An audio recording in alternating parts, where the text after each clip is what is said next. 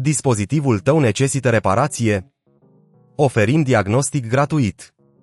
Ridicăm și livrăm direct la ușa ta, fără apeluri sau deplasări. Trimitem o ofertă înainte de reparație și continuăm doar dacă o aprobi. Simplu, transparent și profesional. Link în descriere. Astăzi vom discuta despre întreținerea secadorului Dyson HS01. Primul pas este să ne asigurăm că secadorul este deconectat de la sursa de alimentare. Acest lucru este esențial pentru siguranța noastră pe parcursul procesului. Vom folosi un set de șurubelnițe pentru a deschide carcasa. Este important să aveți la îndemână o șurubelniță tors, deoarece majoritatea șuruburilor sunt de tip tors.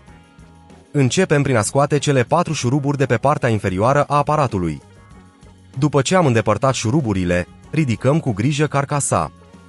Acum putem avea acces la motor și la sistemul de ventilare. Un aspect esențial este curățarea filtrelor.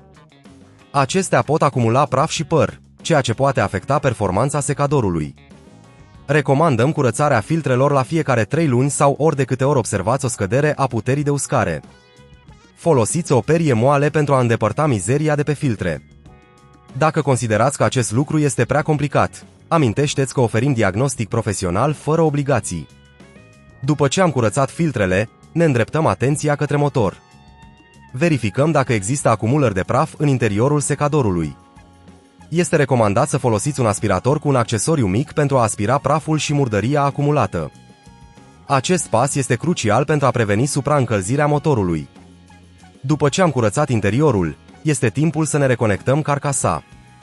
Asigurați-vă că toate cablurile sunt corect plasate pentru a evita problemele la pornire. Așezați carcasa înapoi și strângeți toate șuruburile, asigurându-vă că sunt bine fixate. În final, este important să menționăm că oferim ridicare și livrare la domiciliu pentru reparații. Dacă aveți nevoie de ajutor profesional, nu ezitați să ne contactați. Oferim o ofertă înainte de reparație pentru a vă asigura că sunteți mulțumit de serviciile noastre. După ce ați finalizat întreținerea, este timpul să testați secadorul.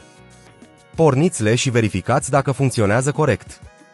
Dacă observați orice problemă, nu ezitați să apelați la serviciile noastre, fără apeluri, fără deplasări, pentru a avea parte de cele mai bune soluții. Dispozitivul tău necesită reparație?